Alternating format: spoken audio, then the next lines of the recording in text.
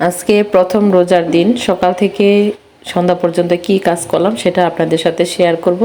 Hello everyone, আসসালামু আলাইকুম। সবাই কেমন আছেন? আশা করি সবাই ভালো আছেন, আমিও ভালো আছি আলহামদুলিল্লাহ। তো সকালবেলা আমি প্রথমে বুট সিদ্ধ করে নিয়েছি। বুট আমি একবারে সিদ্ধ করে নিয়েছি, যেহেতু রোজার মধ্যে কাজের চাপ একটু বেশি থাকে, কাজের ঝামেলা বেশি থাকে।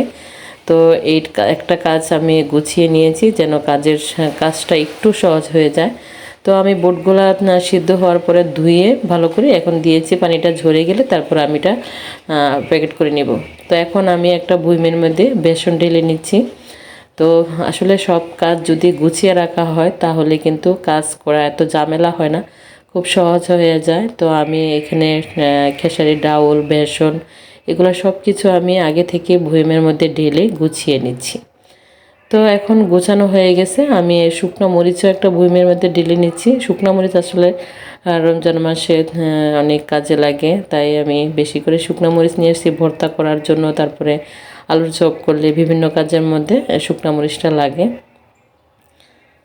তো এখন আমি বুটগুলা প্যাকেট করে নিচ্ছি। আমি এটা যেহেতু ডিপ ফ্রিজে রেখে দিব, তাই আমি প্যাকেট করে নিচ্ছি।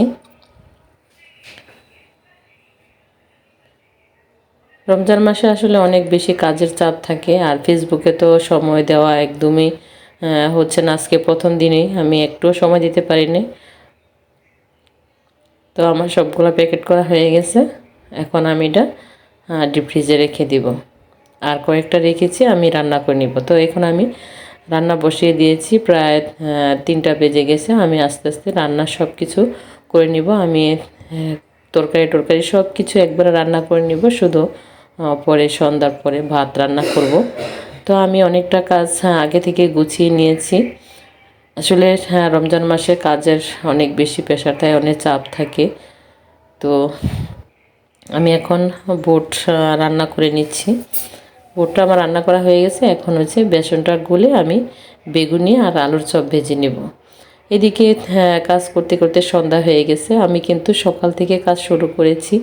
সকাল থেকে কাজ শুরু করা, বুট সিদ্ধ করে রেখে তারপরে গোসল করে নামাজ পড়ে 2টার দিকে আমি আবার ভিডিও পোস্ট করে তারপরে চলে আসছি রান্নাঘরে। 2টার পরে মনে 2:30টার দিকে আমি রান্নাঘরে আসছি। তারপরেও কিন্তু একবারে ইফতার টাইম হয়ে গেছে।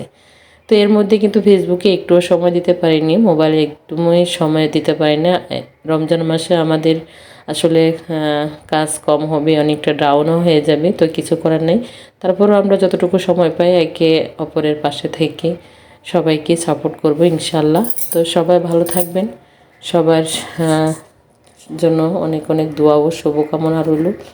সবাই যেন, আল্লাহ যেন আমাদেরকে সবার 30টা রোজা রাখার তৌফিক দান করেন, আমিন।